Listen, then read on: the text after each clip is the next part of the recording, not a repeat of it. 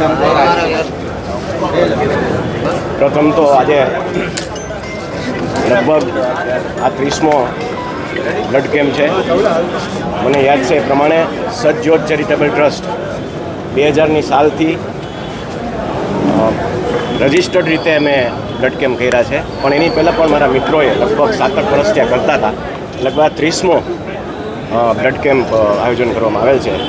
એ રક્તદાતાઓ અને રક્તદાન આયોજકોને જેટલો આભાર માનું જેટલો એનો ક્યારે હું ઋણ નહીં ચૂકી શકું. નરેશભાઈ, એક ખાસ રાજકીય દાવપેચની શરૂઆત જયેશ રાદડિયા જે રીતના એમને હરાવવા માટે ખોડલધામમાંથી ગયા અને ત્યારબાદ જે 2-4 દિવસથી વસ્તુઓ સામે આવી છે કુંભાણીને લઈને શું થયું? મુખ્ય મુદ્દો તો આ 1.5 મહિનો જૂનો છે અને પાછું 1.5 મહિના પછી એક પત્રિકામાં આજે પ્રેસ નોટ બહાર પાડી છે. એમાં ક્યાંક ને ક્યાંક રાજકીય રીતે ખોડલધામ ડિસ્ટર્બ થાય એવું મને ચોક્કસપણે દેખાય છે. જે રીતના ખોડલધામ તરફથી ફોન ગયા હતા તેને લઈને શું કહેવું છે? કારણ કે એક તરફ એવી વાત હતી કે ખોડલધામે કોઈ રાજકીયમાં પ્રવેશ નહીં કરે. ખોડલધામ સાથે જોડાયેલા મિત્રો આપ જુઓ આખા ગુજરાતભરમાં લગભગ અમારે રજિસ્ટર્ડ કન્વીનરો અને સહકન્વીનરો 500ની ઉપર છે. હવે એમાં કોઈ પણ માણસ આ સ્વતંત્ર ભારતમાં કોઈની મદદ કરે અને એની પાછળ ખોડલધામનું નામ લગાડી દેવું યોગ્ય નથી. નરેશભાઈ, એક મોટી વાત એ પણ છે કે સૌરાષ્ટ્રનો મોટો પાટીદાર નેતા કોણ, રાજકીય લેવલે અને સામાજિક લેવલે આ લડાઈ અત્યારે ચાલી રહી હોય એવું ચર્ચામાં છે. પાટીદારોનો સરદાર કોણ? એ તો જનતા નક્કી કરે. એ કોણ નક્કી કરે? પાટીદારો નક્કી કરે કે સરદાર કોણ. પણ તો જે પ્રકારે વિઠ્ઠલભાઈ રાદડિયાનું રાજકીય વર્ચસ્વ હતું, તમામ લોકો એમને સ્વીકાર્યા હતા. હવે એક શૂન્યાવકાશ છે સૌરાષ્ટ્રના એક રાજકીય નેતામાં અને પાટીદારોના નેતામાં. તમને શું લાગે છે એક મોટો વ્યક્તિ હોવો જોઈએ જે એક લીડર તરીકે હોય, ચાહે તે તમામ સમાજનો હોય? બિલકુલ.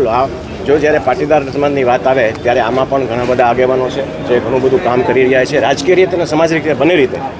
અને પાટીદાર એક એવો સમાજ છે જે દરેક સમાજને સાથે રહી અને ચાલનારો સમાજ છે. ત્યારે કોઈ સારા નેતા બીજા સમાજના પણ બધાનું હિત જોઈને કામ કરતા હોય એમાં પાટીદાર સમાજ હંમેશા ખુશ હોય છે. નરેશભાઈ, જે રીતે વારંવાર એવું કહેવામાં આવે છે અમુક નેતાઓ દ્વારા કે સમાજના લોકોએ સમાજનું કામ કરવું જોઈએ, રાજકારણમાં ન પડવું જોઈએ. નામ કોઈનું લેતા નથી પણ વારંવાર જાહેર મંચ માટે સમાધાનના પ્રયાસો નરેશ પટેલ કરશે. કારણ કે જયેશ રાદડિયા જે રીતે વાત ચાલી છે જેટલું મને ખબર છે એમાં ખોડલધામ તરફથી કોઈ દ્વેષ નથી, કોઈ રાગ નથી, કોઈ વાંધો નથી.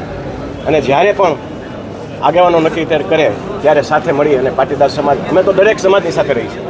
તો ઘરમાં તો કંઈ હોય જ નહીં ને. ઘરમાં તો સમાધાન. ઘરમાં સમાધાન હશે કે જે બંને વચ્ચે તિરાડ ઊભી કરવા માંગતા હશે. શક્ય છે. બહુ મોટો સમાજ છે ખૂબ જ. અને આજ પરિસ્થિતિ આપ સૌ જાણો છો. 10 વર્ષ પહેલાંની પરિસ્થિતિ શું હતી, આજની પરિસ્થિતિ શું છે, એમાં આ બધું શક્ય છે. મનુષ્ય સ્વભાવ છે, આવું ચાલતું રહેવાનું. પણ અમે ખોડલધામ તરફથી આપને ખાતરી આપું છું કે અમને કોઈ રાગ નથી, કોઈ દ્વેષ નથી. આજે આપનો બર્થડે છે તો કહેશો કે જયેશભાઈ રાદડિયા સાથે મને કોઈ વાંધો નથી? બિલકુલ, મને કોઈ પણ જાતનો વાંધો નથી. જયેશ, હું તો એમ કહીશ, યુવા નેતા છે પાટીદાર સમાજના. અને એને જ્યારે જરૂર પડી ત્યારે ખોડલધામ અને નરેશ પટેલ સાથે ઊભા છે. એ પણ ઇતિહાસ ભૂલવાની કોઈને જરૂર નથી. અને અત્યારે પણ જયેશભાઈને જ્યારે જરૂર પડશે ત્યારે અમે ઊભા માટે તૈયાર છે. સમાજના લોકોને સમાજનું જ કામ કરવું જોઈએ. પણ આજની પરિસ્થિતિ આપ સૌ જાણો છો. જો અમે રાજકીય રીતે ક્યાંય એક્ટિવ ન રહીએ તો સમાજના કામ પણ ન થાય. એટલે એ પણ અમારે કરવું પડે છે ને ક્યાંક ને ક્યાંક. એટલે અમને ટાર્ગેટ કરવામાં આવે છે. રાજકીય એક્ટિવ રહેશો?